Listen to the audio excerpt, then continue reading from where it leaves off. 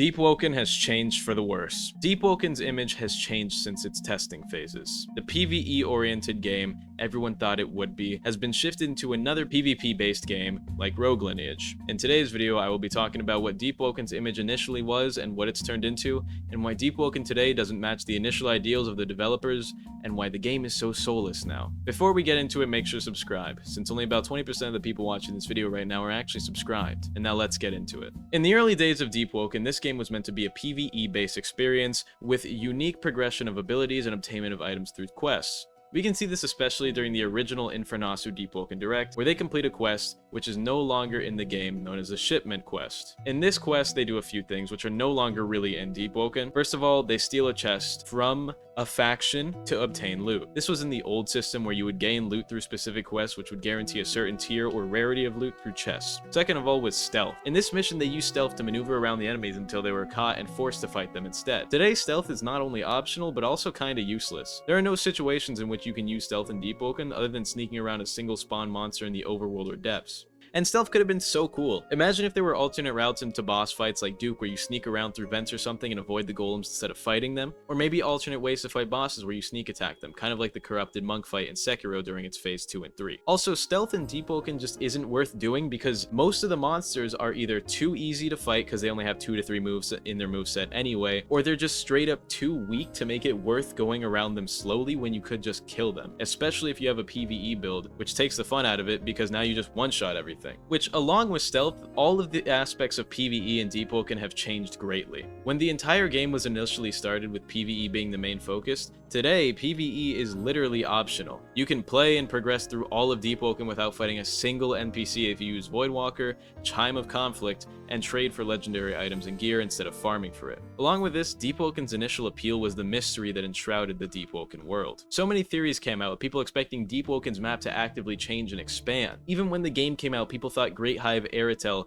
was sinking, and it was going to end up being a huge depths expansion update because the lionfish near Harv started shooting Ceros, only for the dev team to say it was just a bug and no Great Hive was not sinking. In fact, it's been over 300 years in game, and the world event dependent game we were promised hasn't actually had a single noticeable change in those last 300 years. This game was supposed to have world events that impacted the game's lore, but the lore is so put to the side now that you have to go out of your way to read books in the video game to find it. Not only that, but the lore can change depending on which dev you're talking to. The game was supposed to have tons of lore, but 90% of it is retcon now, and all the cool lore stuff that we've heard about isn't actually happening in the game and probably never will. And this is especially sad because we thought that the game would be based around the lore, but in reality the devs just choose to retcon and change the lore depending on what they feel like adding to the game. And then all the stuff in the game that is lore is pretty out of the way, in where you would have to look for it in order to find it instead of it being in the actual game that you're playing. Even the updates have shifted their focus. They used to try and actually rework bosses and monsters like Ferryman and Primadon, but now the PvE has been pushed to the side, with the last PvE update being the Diluvian mechanism, and the last PvE update that actually mattered was Layer 2. And even then, the Diluvian mechanism is just the same thing as Hell Mode but with more monsters and in a different spot. All the PvE updates have been pushed to the side now,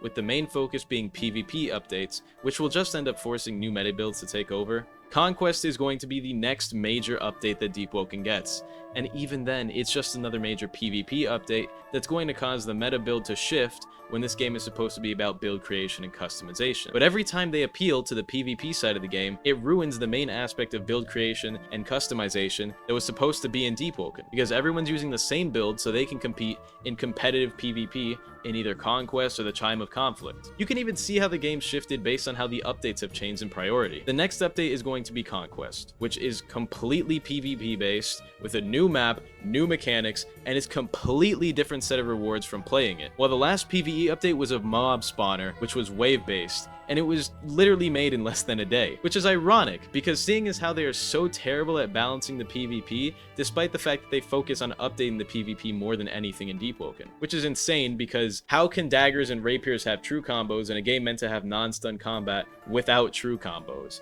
But then a rapier user can just M1, M1, M1, flame fire forge me, and I take half my health and damage. And it's not that I think Deepwoken shouldn't have PvP updates, but the game hasn't been consistent in what the devs seem to be passionate about from the beginning. The game during testing had missions, PvE bosses, and multiple ways to go through a mission. Now the game doesn't even have any missions other than the Carlia quest and the Duke quest, but neither of those provide you very much when you look at what they give you. The Carlia quest uncaps charisma, which is useless unless you're making a mega support build, and even then you never need more than 55 charisma for the best talents unless you want the extra ether for some reason. Or sorry, ether for those of you who keep correcting me in the comments. And the Duke is no longer required for uncapping magic, so fighting him isn't only not necessary, but he doesn't even give the best loot. So Chaser is always going to be a better choice. And the original shipment mission looks so cool because of the way it was executed. Like, literally, you can see that there's two routes of entry. Going through the main door, which would likely prompt a fight, or you can go up to the roof, make a hole in it, and drop down and stealth kill the two guards. This was so cool, and they removed quests like this to make the game more non-linear. But in the attempt to make the game more non-linear, they made it even more linear because the fastest route to get through the game's already boring progression is just Sharko Cave, Great Hive Aratel, Layer 2 once you meet the adequate levels for any of those. If they offered the ability to fight monsters and do quests like the original shipment mission, it would have been a way to progress that isn't the same boring thing all over again, and would just be down to what you prefer, especially if the game had any actual story elements built into its gameplay, because currently the way you play the game, you will probably know absolutely nothing about the story if you were to just play the game and progress a build from level 1 to 20. And that's not even an understatement. I have a friend who doesn't play Deepwoken that much, but has a fully maxed Star Kindred build. And even though he has a fully maxed Star Kindred Flame build, he still doesn't know a single thing about Deepwoken's actual lore or why anything in the game goes on, because it's all so out of the way, even though this game was promised to be PvE and lore based and give us an ever-expanding world, which it never did. And the Depths is also great of showing this. The Depths is supposed to have cities with weak civilizations of people too weak to fight for themselves and escape. So why are the Depths completely empty within the city walls, excluding the 2 NPCs in there? The Depth cities are supposed to be as populated as Etris, but the reason people live in its terrible living conditions are due to the trial being too scary for the average person to get through. But clearly not, because nobody actually lives in the Depths except for the divers, who live there on purpose because they study the Depths.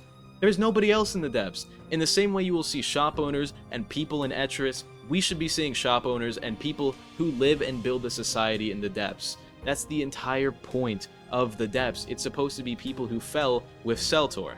Overall, Deepwoken really seems like it was once driven by the passion of the developers, but is not only still getting updates because of that, and now the updates are going out to fill the developers' pockets. And also, I think it's quite ironic that they're basing their PvP on Sekiro Shadows Die Twice, which is the only Souls-like game that doesn't have PvP, and I think it was for a reason, honestly, because Deepwoken shows that it can be done pretty poorly sometimes. And also, I forgot to mention, but I'm a top 70 Sekiro speedrunner, or at least I used to be, retired. Anyway, Deepwoken just seems to be updated to fulfill the player base to make the devs more money. At this point, the game's going in a completely opposite direction from what I and many other people within the community wanted it to go in. And I really hope they go back to making a more PvP and lore-based world event updates, because right now, the game isn't appealing to the people who it initially appealed to before it released. Everything they said would be in the game isn't in the game, and it's really upsetting, because a big part of why Deepwoken was going to be fun was the mystery around the Deepwoken world. Rogue Lineage captured this perfectly. For the first year of Rogue Lineage's release, there was still mystery surrounding class progressions and lore, and it was so much fun. Even after Update Ultimate came out, there was still at least some new stuff to explore because of K's addition. But Rogue Lineage actually captured this, and I said that Deepwoken should have a media ban, which it didn't, and people are like, oh, well, a media ban doesn't actually stop anything. But I don't think people realize that just the act of the developers saying there's a media ban will immediately make it way more mysterious within the game, because there's going to be less content on YouTube. The thing about Rogue Lineage was the game still had 2,000 to 3,000 players, but when there was a media ban, nobody was posting stuff about it because the developer said it and people respected that. And I have the same faith of the Deepwoken community. I think if the dev said that there was a media ban, nothing would have gotten leaked, and the game would have had that mysterious shrouded aura that Rogue Lineage had, which would have made the game so much more fun. And it would have been cool if the map actually randomized and the islands would sync and they would come back up, and certain islands would be available on some days while others wouldn't. And the game could have been so much fun, but the devs really just didn't stick by what they initially wanted Deepwoken to be, and I don't think they're exactly the happiest about it. I think they're enjoying the money, but I think from a passion point of view, they're not really enjoying where Deepwoken is currently shifting, because they have to appease the try-hard player base by making all of these PvP updates when they really wanted to make what seems like a PvE-based game. Anyways, I hope you all enjoyed this video. If you want to see Deepwoken restored into its former vision, talk about it in the comments. If the devs are watching this, please give Sharkos 9 more moves into their kits to make them a harder enemy, and reduce the PvE scaling per level whenever you level up so I'm not one-shotting all the monsters, making them basically useless. I hope you all enjoyed. Check me out on Twitch for non-Deepwoken. Subscribe, and goodbye. I love every single one of you watching this video. Goodbye, and I love you all.